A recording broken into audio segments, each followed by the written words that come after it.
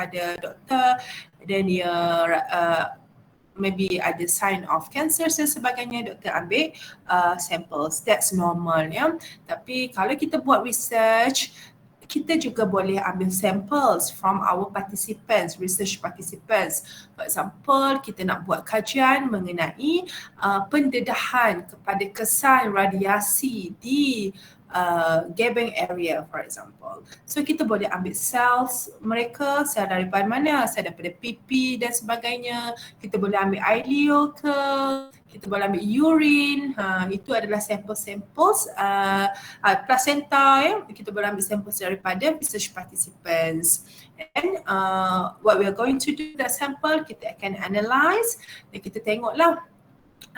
That's why in research kita ada control group dan juga treatment group. Okay, kita akan compare lah. Okay, so kita akan ambil samples tu daripada penduduk di Gebeng. 30 orang penduduk Gebeng semua bagi samples urine dekat Nabhan. Dan untuk kita compare dengan control group, kita akan ambil participants yang daripada Kuala Lupis mungkin. Kuala Lupis kan tak ada industri ke kan. So kita ambil 30 samples daripada mereka dan kita compare. Kita compare bacaan toxicity ke, kita apa-apa markers yang markers of our interest lah ya. Kalau kita nak tengok radioaktif kan, radiation lah, kita tengoklah radioactive materials dalam cell sample. Okay, that's the diagnostic test. Okay, so the objective adalah untuk kita determine the health status of individual, to obtain information that unable to determine clinically. Okay, sometimes doktor tak tahu apa dia punya masalah because dia ada banyak complaints, okay, dan complaints tu mungkin bercampur-campur, tak tahu sama ada dia ni ada lung cancer ataupun sebenarnya dia long COVID punya symptoms. Jadi doktor terpaksalah ambil samples dia kan, sebab dia tak boleh nak determine clinically. And then untuk kita test clinical hypothesis. Okay, doktor mungkin dia rasa macam dia adalah mempunyai symptoms long COVID, tapi dia dah COVID like 2 years ago. Macam tu. Jadi adakah it's still relevant? So doktor rasa macam it's not long COVID anymore, but it's developed to another things which is maybe lung cancer. So in order to answers the doctor's clinical hypothesis, we need to go for the diagnostic test. Okay, so that's the 3 objectives of why we are conducting the diagnostic test. Okay, the diagnostic test juga, it can be as a risk assessment towards specific exposure. Okay, macam saya cakap radiation tadi. Okay, and then the likelihood of medical condition, assessment of medical treatment, and as a guide for further tests and treatment. Okay, so when we talk about risk assessment, semasa saya di Manchester, saya ada 2 orang colleagues ya yang buat risk assessment kepada petani. Sebab petani ni di Thailand dan juga di saya rasa dia buat di Kota Baru, di Bachok di area Bachok, mereka menggunakan pesticide. Okay, so mereka mungkin tidak mempunyai education yang proper education mengenai kesan toxicity pesticide tersebut. Okay, jadi mereka menggunakan like dose yang overdose yang memberi kesihatan yang jangka masa panjang lah. Ianya berlaku juga di Thailand ya, sebab mereka pun banyak sektor-sektor pertanian di sana. Jadi what my friends did adalah dia pergi ke Kota Baru di Bachok dan juga kawan I yang seorang lagi di Naratiwat ke Songplang ke, I don't know, tak ingat dah. Dan dia ambil urine samples, okay, urine samples of petani yang menggunakan pesticide, dan juga we plan for the semen sample. We plan for semen samples tapi tak dapat semen samples. They don't want to give the semen. But the semen tu air mani ya, samples air mani. Tapi susahlah untuk dapatkan sebab kita punya plan tu besar lah kan. Kita melibatkan orang putih kan. Orang putih memang dia plan big. Okay. Tapi bila comes to the field, tak dapat. We just get the urine. Okay. So kenapa kita nak semen sample tu? Why it is important? Sebab kita nak tengok the relationship of exposure to pesticide dan juga sperm quality. Jadi kita nak tengoklah adakah pesticide toxicity ni menyebabkan kelemahan dia punya sperm. Macam itulah. So ada banyaklah markers of sperm yang kita boleh tengok ya. That's we call it reproductive study, males reproductive study ya. So I don't know, dia masih lagi final year kot di Manchester ya. So I tak update lagi what's the finding ya, apa yang dia orang dapat. Tapi kalau di UK kita ada lab yang I'm sharing with you, lab yang patient datang, okay, I want your semen, so you need to stay in that room to produce the semen. You can do whatever you want, macam tu. Just I want your semen at the end. Itu je dia punya outcome. So dia akan ada tempat yang ni lah proper lah untuk dia ya. So banyaklah kajian yang boleh dilakukan. A lot, dan ada juga sperm bank. Kita boleh dapat juga sperm daripada sperm bank, tapi if you take it from the UK punya sperm bank, maybe kita tak dapat jawapan untuk pesticide exposure, sebabnya kita nak yang dalam kita punya public, kita punya orang kata community ya, exposure dalam community kita. So I think for the semen, what my friends did, dia boleh analyse kehadiran pesticide tertentu. Tapi dia tak boleh nak relate adakah concentration of these markers of the pesticide ni menyebabkan markers of sperm tu lah. Okay, contohnya bilangan sperm ke perkataan sperm ke dan sebagainya. Dia tak boleh nak relate lah, cuma dia boleh tahu respondents yang duduk di sekitar Kota Baru ni, for example, berapa radius ni, dia punya urine mengandungi bla bla bla concentration compare to participants yang dalam control group. Control group mungkin dekat kawasan lain yang lebih kita rasa selamat daripada that exposure. Okay, so in public health aspect, the diagnostic test ni dia useful for identification of emerging infections like COVID-19, antibiotic resistant, exposure to pollutants or toxic substance like air pollution and pesticide study, and also detection of chemical and biological threats. Okay. That's the use of diagnostic tests in public health. Okay, so for emergency, untuk diagnostic test ni kita guna untuk provide rapid information for triage patients. Okay, bila patient pergi ke emergency department, we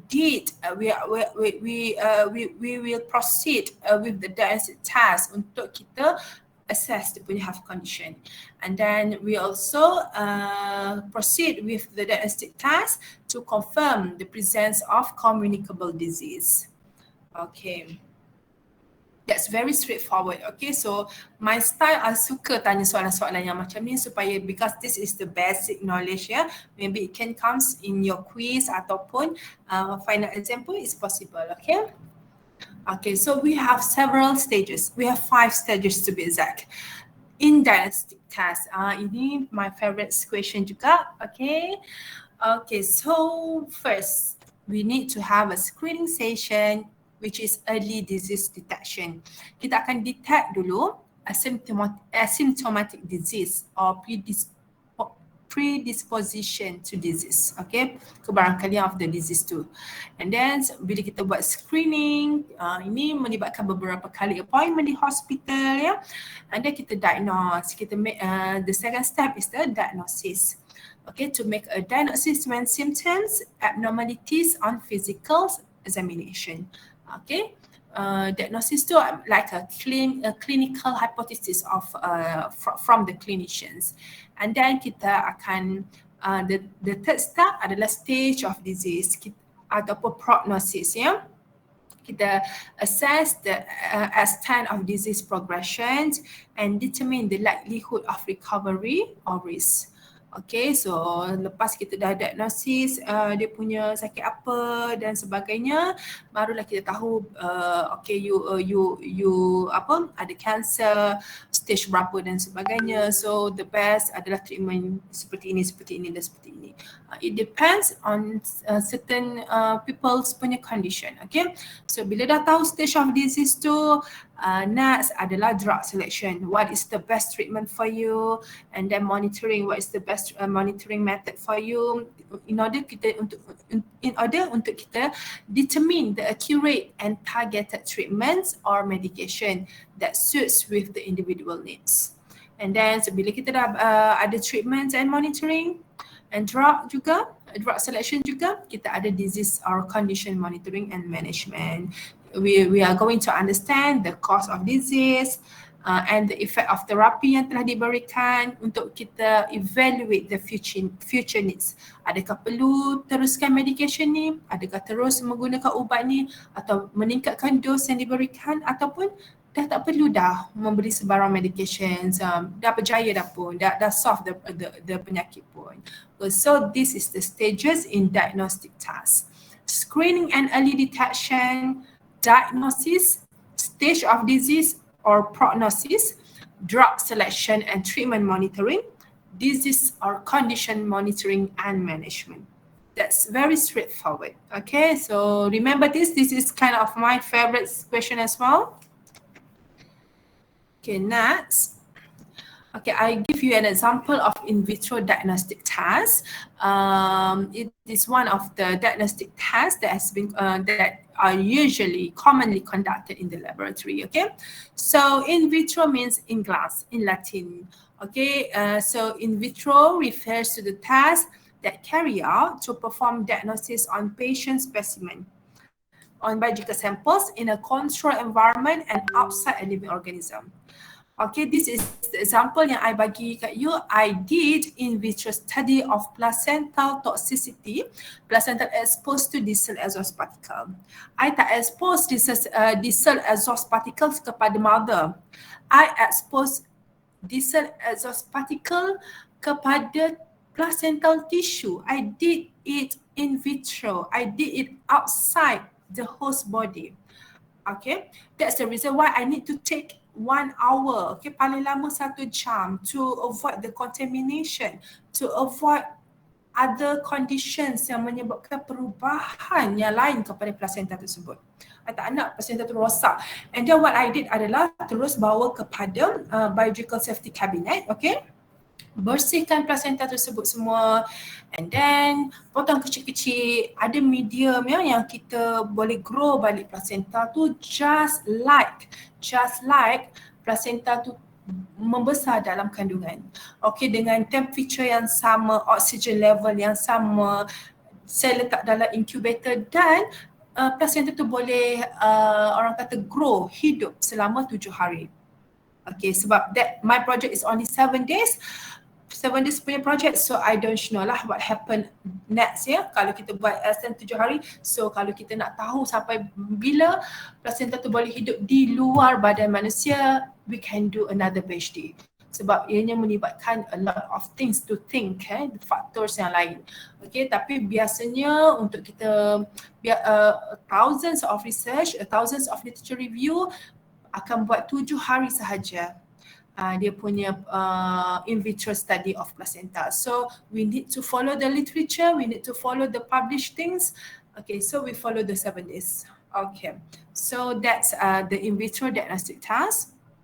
It involves instrument, equipment, reagents and other items to analyze specific biological samples. Some tests used in lab or other half professional setting. Lab ke research lab ke hospitals and other tests are for consumers to use at home. Okay, sekarang ni kita ada kits COVID-19 kits, pregnancy kits yang kita boleh try sendiri, buat sendiri dekat rumah. Okay, so for example chemicals, a primary and secondary antibody ni dalam immunohistochemistry essential in immunohistochemistry, tasked to remark the cancer cell and distinguish them from the healthy cells. Okay, and then we observe under the microscope. Okay, so dekat sebelah ni, in the right side, you can see that the epithelial cells, okay, ianya normal di bahagian kiri. Okay, so bila kita buat staining ya, kita akan melibatkan primary antibody and then kita incubate secondary antibody untuk kita tengok reaction dia. So at the end, bila selesainya 2 days of immunohistochemistry tu, kita dye kita letak warna macam ni. So kita tengok, oh this is normal tissue. So which part yang ada cancer? Okay, dekat sini abnormal architecture, arrangement dia pun berbeza. Kan kita nampak shape the nuclei pun berbeza. So we call it as a normal, and then this is cancerous tissue ataupun precancerous condition. So cervical squamous dysplasia, a precancerous condition, is seen at the center, okay, and extending to the right part. So from here kita nampak yang normal. So at the center dia dah start dah precancerous. And then they extend to the right part dah merebak dah ke tempat-tempat lain. So the nuclei on the right side look darker, look larger, betul kan? Dia nampak larger dan darker and disorderly. Dia tak tersusun dengan baik compared to the left side and normal tu. So kita boleh tahulah, oh cancer dekat bahagian ni macam tu. Okay. So if you want to see more on this picture, you can look at this source, okay? Okay, so this is one of the method in diagnostic test for immunohistochemistry. I memang sangat-sangat enjoy buat immunohistochemistry. Just macam satu hari tu from 8 pagi sampai malam boleh habis, 8 malam kan.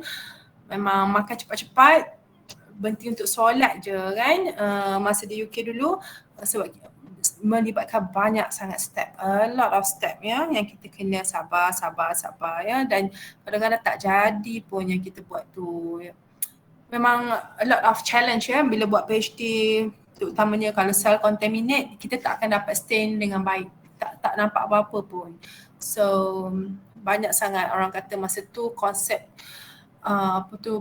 berserah kepada Allah, macam sampai kena doa nak mulakan perjalanan pergi hospital. I punya lab, research lab dekat Hospital St. Mary, macam doa, ya Allah kalau tak jadi lagi lab kali ni tak apa, redakanlah hatiku macam tu, bagi pahala pun tak apa dah walau tak jadi.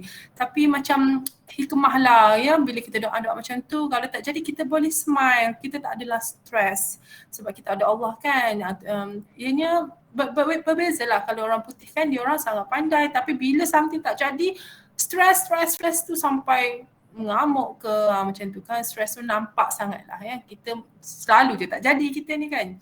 Tapi alhamdulillah lah kita macam tak apalah, tak jadi. Kita bukan pandai sangat kan. Kita try lagi, buat lagi macam tu. Okay. So next adalah this is the example of health condition and diagnostic test. Okay, and look, later you can look at dekat sini ya, heart disease. The examples of the test adalah lipid panel, cholesterol, triglyceride, troponin test dan sebagainya. Respiratory disease, blood gas test, bacterial culture, viral culture. For cervical cancer, kita boleh buat pap smear, human papillomavirus DNA testing. Apa lagi? Colorectal cancer, diabetes, end-stage renal disease, HIV/AIDS, influenza, healthcare associated infections. Setiap health condition dia ada examples of test yang dia ada test yang berbeza-beza, okay? So ini sebagai you all punya general knowledge ya. The examples it can be asked in maybe in objective question ke, true and false ke. I boleh bagi pasangan like heart disease betul ke tak, test ni untuk troponin, untuk lipid panel dan sebagainya. Okay, so what is the current issues? Ni macam terlalu kecil ya, tapi nanti bila you print mungkin boleh make it larger lah. Kecil sangat ni. Dah tak gerak. Okay. Alright, so the development in the diagnostic lab technology is ongoing rapidly and dramatic innovation. In spite, we are facing with huge technical and financial challenge. Ya. Tak semua orang, tak semua negara terutamanya mempunyai financial yang kukuh untuk mempunyai advanced technology in medical. So looking to innovation to maximize productivity while also helping to reduce cost. Tapi kita kena ingat, walaupun kita orang kata kita invest a lot, okay, dalam bidang medical, tapi pulangannya adalah untuk kita reduce cost di masa hadapan. Macam tu. So memang mula-mula untuk kos permulaan nak beli satu mesin yang baru memang sangat mahal. Tapi later dia dalam masa 5 tahun, 10 tahun, 20 tahun dia mengurangkan kos dan dia memberi pulangan yang lebih banyak, okay, kepada sesuatu facilities, hospital facilities. Investment lah, yang mula-mula step tu biasanya memang sangat susah ya. And then several factors led to increased demand for diagnostic tests such as growth of the aging population and increased management of chronic disease. These factors resulted in remarkable growth in the range and complexity of available tests and service. Innovation in lab technology, such as development of new tests and the advances in equipment and testing techniques, has made testing more efficient and automated. Daripada manual, kita pergi partial and then kita pergi totally automated. There is always a constant need to strike a balance between a range of competing operational and financial priorities. So the efficient integration of innovation into medical care may be affected by policies related to coverage, coding, and payment. Okay, so without proper management of critical consideration, okay, such as managing budget, personnel, space, and customer satisfaction, ini faktor-faktor yang kita kena tahu. The ability to deliver quality service can be compromised. That's why we need to tekankan critical consideration before we have a new management plan, okay? And then technological advance in lab testing complemented by a shift in laboratory management and operations may be the answers, okay?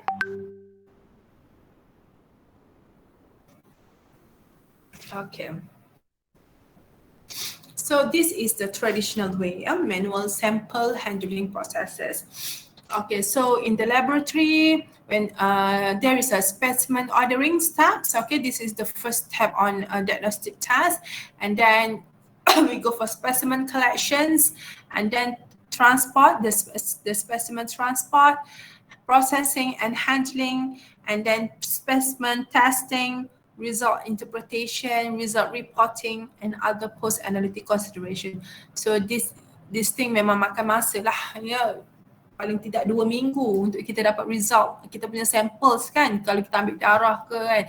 So this is manual handling process lah yang sepatutnya kita boleh percepatkan lagi dengan adanya new technology, new techniques, new machine dan sebagainya. Okay, so ini elaboration untuk yang manual process tadi. The process starts when samples arrive in lab.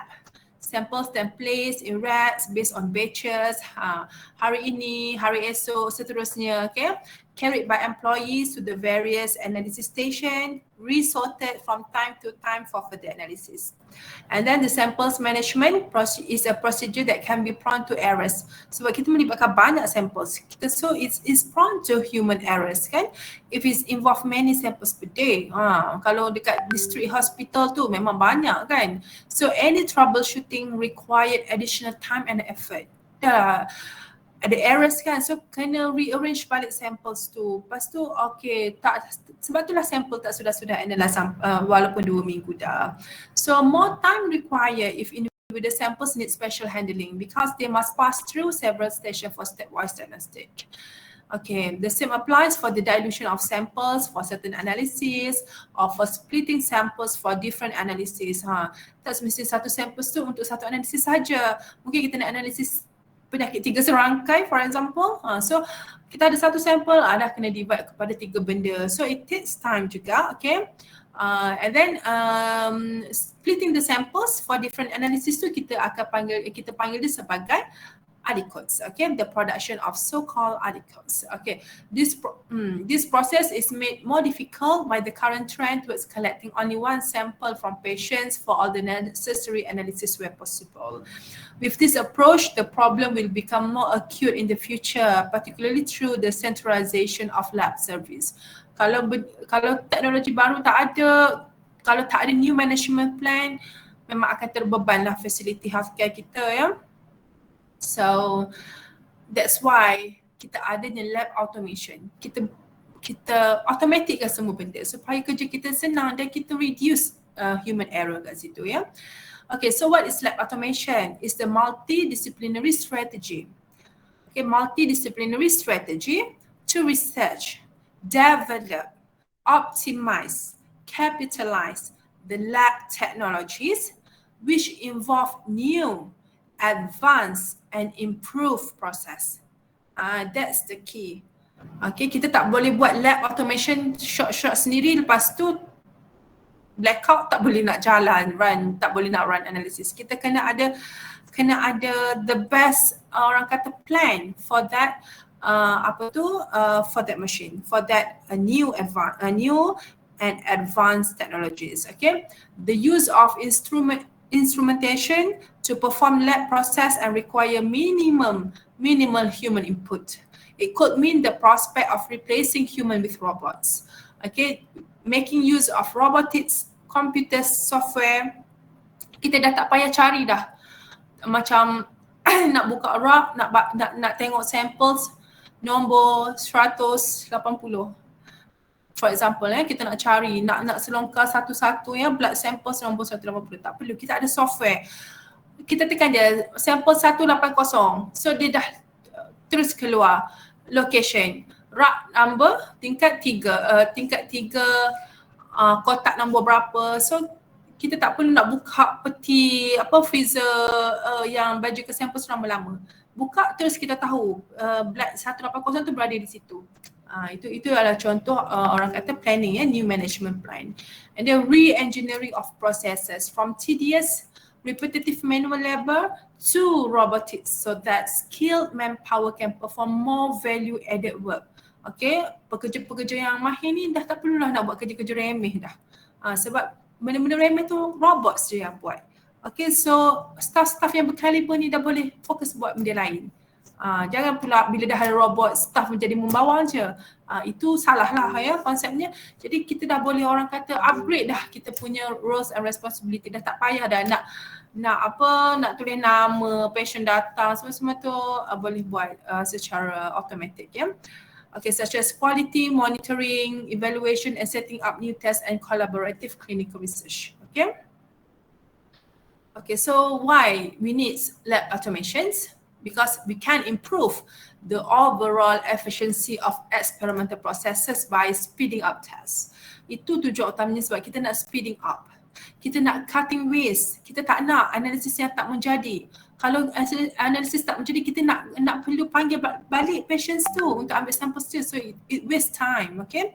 And then kita nak using lower quantities of reagents. Kalau analisis tak jadi, kita kena menggunakan reagents yang lain juga. So kita dah boleh cut dekat situ. And allowing for higher throughput, okay, which is the outcomes, the results, ya. Sesuatu analisis yang banyak dalam masa satu hari of the experiments. That's why we need the lab automation. Okay, so this is the summaries here of the details from here. Okay, so we have 3 classification of lab automation. Okay, first, and then this automation juga is classified according to the complexity of instrument integration, divided into 3, which first, no automation, memang kita focus on humans. Okay, all analyzers existing as stand-alone machines. Partial lab automation, kita ada partial automation only, development of the so-called automation islets where lab analyzers are interconnected and partially integrated with pre-analytical workstation, such as serum work area, integrate clinical chemistry and immunochemistry testing. That's for partial automation. But also we can do total lab automation, okay? For example, analyzers performing different type of tests such as clinical chemistry, immunochemistry, hematology, hemostasis, and so forth on different sample metric. Dalam masa tu, dia boleh analyze blood, serum, plasma, sebagainya. And then the physically integrated as modular system or connected by assembly line. Semuanya automatic. Memang very minimum, orang kata minimum human lah ya, staff yang kita perlukan untuk handle this machine. Okay. So this is the examples of the models of lab automation. First, there is no automation at all, which is, as you can see from here, we have many staff that needs to conduct all those analysis, yeah? 1, 2, 3, 4, 5, 6, 7. Okay, so from the pre-analytical workstation until samples stockyard ni melibatkan banyak staff, banyak staff. Tapi bila it comes to partial automations, the numbers is reduced, the number of staff is reduced. This is very good, terutamanya bila kita dalam fasa dalam era COVID-19 ni, kita nak reduce the exposure to other people, and then on the same time kita reduce the risk of COVID-19. Adanya partial automation, which is hanya separuh daripada human that we need in the laboratory. Okay, but the outcome is still the same. And then total automation hanya lagi separuh daripada partial automation. Okay, so that's the reason why we need to have a new things, advanced things in our laboratory. Okay, so the TLA, this is founder of the TLA, Dr. Masahide Sasaki of Kochi Medical School in Japan. So dia lah yang memulakan the concept of total lab automation. Okay, the first expounded on the term total lab automation in 1980s, dah lama dah sebenarnya. And he described TLA as a setup of analytical instrument connected via a specimen transport track system. So kita dah tak perlukan manusia ya untuk bawa sampel tu daripada satu tempat kepada satu tempat. Kita just menggunakan track system. So sampel tu boleh bergerak sendiri dan lebih cepat lah, lebih minimum ya. And then design the first continuously moving conveyor belt. They design conveyor belt track system to deliver samples to interface analyzers. Okay, thanks to Dr. Masahide Sasaki. And then, okay, this is the full definition of TLA.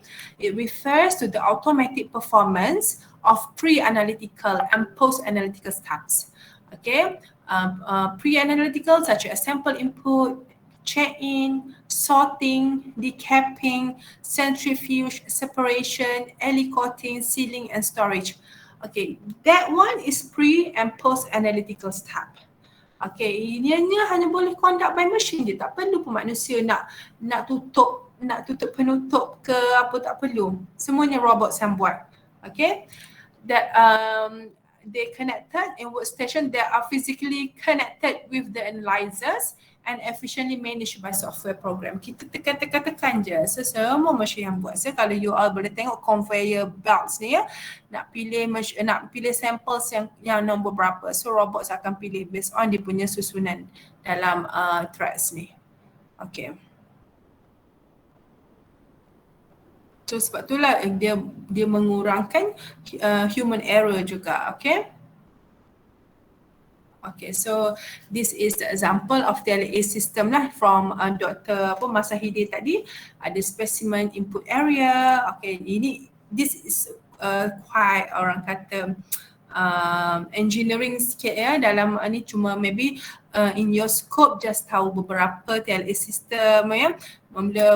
Boleh faham juga ya, biasa orang lelaki dia lebih suka tengok ya specimen input area kat mana, and then barcode reading station, transport system dan sebagainya. Okay, later you can look at in the YouTube pun ada juga dia demo ya process of TLA system.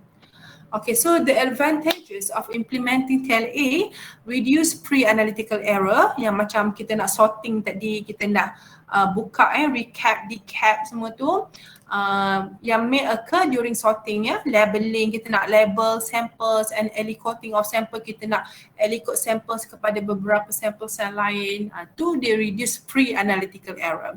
They improve efficiency of lab service and sample process, enhance standardization for accreditation and or certification. Yes, of course, the TLA can decrease congestion in the lab. Kita dah tak perlu dah awak bergerak sana sini untuk pergi hantar sampel sini, sebabnya kita boleh guna conveyor tracks tadi. Cost and time effective, kita remove many manual steps, kita preserve sample quality sebabnya dia ada masa-masa yang tertentu yang tak perlu orang kata kita nak tunggu lama-lama, so sample quality pun kita boleh preserve, improve sample tracking, traceability and management, kita improve productivity, throughput and safety, juga lower biological risk. And then evidence from a recent study menyatakan it improves turnaround time. Okay, process tu dia improve the length of stay in the emergency department. Okay, they improve the length. Dia bukan increase the length, they improve the length, which is they akan shorten the duration of we are waiting in the department, in the emergency department, and accelerate the overall diagnostic process, thus ultimately improve the quality of care. Macam itulah the way kita nak improve our healthcare facilities. However, there is a limitations of TLA. Of course, it's a higher cost kalau kita menggunakannya dalam short term. Tapi kalau kita menggunakan dalam masa yang lama, contoh 5, 10 tahun, 20 tahun, ianya akan memberi cost benefit kepada kita. And increase cost for supplies in terms of maintenance, energy and supplies. And we need a large space untuk kita letakkan robot-robot dan mesin-mesin tersebut.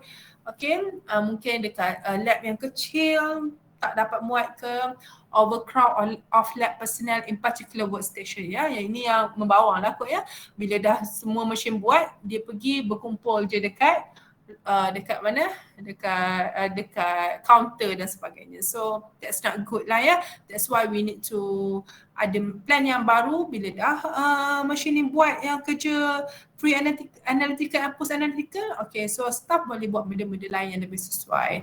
So yes, of course, dia akan increase generation of noise, heat, vibration. Sometimes ada downtime juga, kena service.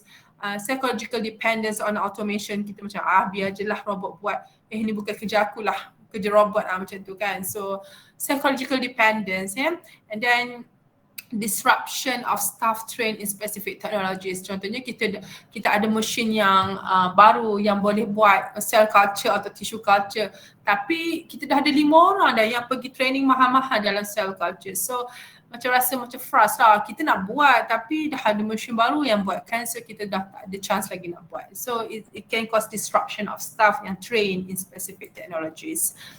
Okay, so next adalah point of care testing. Ada any question tak pasal total lab automation? Boleh faham?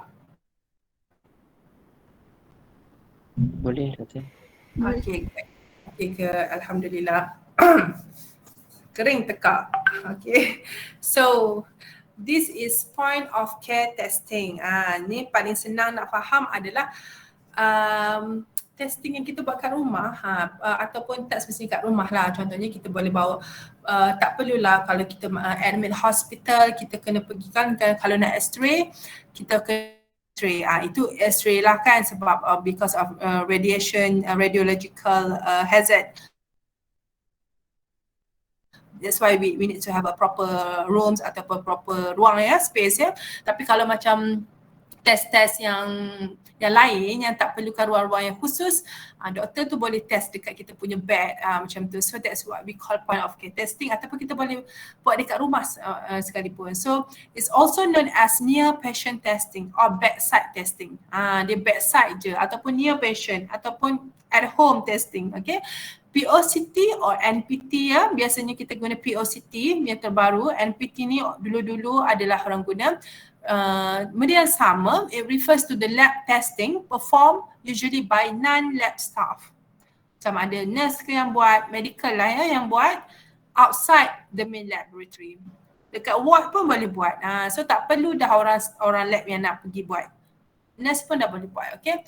It robust, inexpensive and simple diagnostic task at point of care setting can greatly improve quality and efficacy of healthcare available to people living in developing countries where the burden of disease is the highest. Contohnya, COVID-19 test dekat dulu ya, masa mula-mula kan susah untuk orang-orang pedalaman ataupun orang asli ke nak pergi ke hospital. So kita bawa teknologi tu kepada mereka, kita yang test kepada mereka. Tapi sekarang ni semua orang dah boleh beli test kit kan. Okay, so that's POCT. In Malaysia, POCT is well practiced due to advanced technology and changing of clinical practice. Professional partnership between pathology and clinician are responsible for ensuring the suitability of POCT equipment. Adequately supported, safety and quality standards are met. Result of investigation performed are recorded and only operated by trained staff. Okay?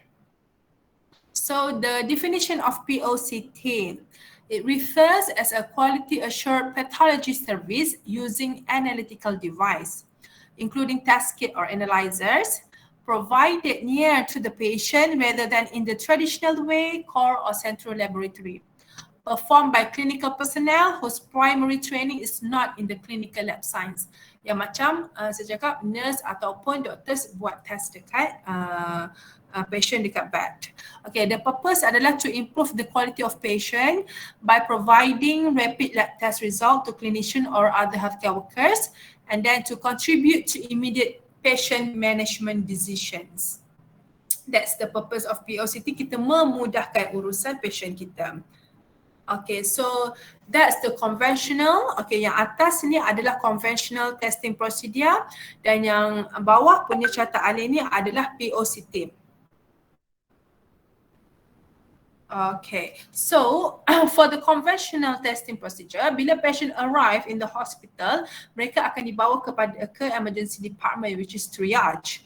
And then the doctors akan collect the samples, and the sample akan process, test akan perform, result akan compile, and then analyze, and then patient admitted to the ward ataupun discharge. It will take like a day in the emergency department or half a day in the emergency department. But bila kita ada pembaharuan dengan menggunakan POCT, bila patient arrive in the hospital, samples collections, load samples menggunakan POCT, direct terus, kita yang terus buat dekat emergency department, analyze results. Okay, so patient admitted or discharged.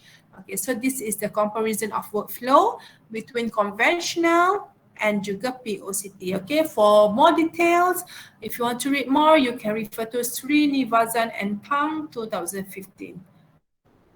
Okay, so this is examples of POCT. COVID-19 testing, blood glucose, blood chemistry, pregnancy, cardiac markers, drug and alcohol, infectious disease rapid test, cholesterol, hemoglobin, hemostasis, urine chemistry, tumor marker, and so on. Okay, this is the criteria of the POCT. It must be handheld, boleh dibawa. It must be portable. It must be benchtop, transportable. Okay, it can monitor as vivo or in vivo, and it must be disposable. Okay. Okay, so the key elements of POCT implementation, mestilah cost benefits kepada patient tersebut. Perlu adanya risk management, kita tengok risiko dia macam mana. Health and safety perlu utamakan. Training, train staff perlu. SOP, perlunya ada SOP walaupun dia nampak mudah, perlu ada SOP. Recording or reporting of results, logbook, technical support and withdrawal of service, quality assurance, budgetary, planning and monitoring, and also complaints. Ini adalah key elements yang perlu bila kita nak implement POCT dalam satu healthcare facilities. Okay, so this is the example of POCT devices. We have cassette device for electrochemistry. We just use strip device, glucose strip, and also urine and blood dipstick for glucose and various other analytes. Okay, ini contoh-contohnya ya device. And then the advantages, portable, okay, boleh dibawa, convenient, senang ya, faster turnaround times, more rapid medical decision, avoidance of sample identification and sample transport problem, only small specimen ataupun samples yang kita perlukan ya untuk buat test, tak perlu lagi banyak-banyak darah yang perlu untuk diambil, connectivity and improve patient management especially in the rural and remote areas. Okay, kita bawa alat-alat ni dekat kawasan rural, kawasan pedalaman dan juga remote areas. However, this POCT pun ada disadvantages ya.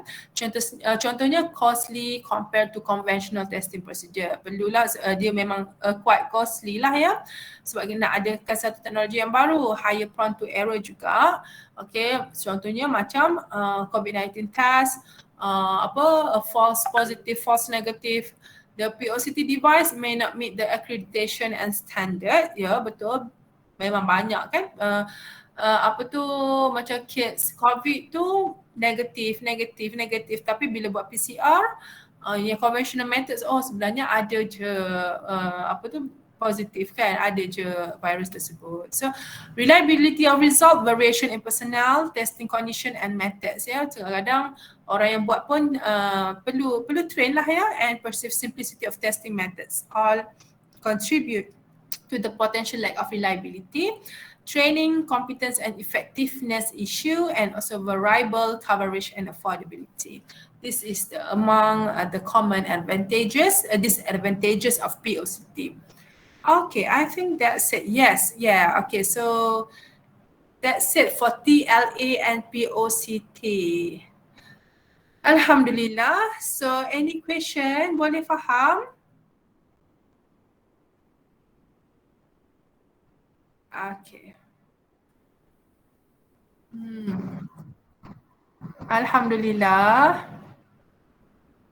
Boleh faham ya? Senang je kan? Boleh. Okay, very good. So kalau ada apa-apa pertanyaan yang nak ditanya, boleh raise hand dalam group WhatsApp group kita, okay? And then don't forget untuk time in ya, your attendance for both lectures. Okay? Okay. Penat dah semua? Okay, second ni doktor. Sorry. Oh yes, regarding iTaklim, sebabnya saya ni macam course coordinator ad hoc, tiba-tiba ya Dr. Arifin pass the button kan. Jadi dalam iTaklim tu I tak boleh nak upload lagi sehingga academic office change the course coordinator names into myself. Okay, bila saya dah ada, saya dah buat report kepada academic supaya dia ambil attention untuk menjadikan saya sebagai course coordinator dalam iTaklim. So once it's approved, saya akan masukkan all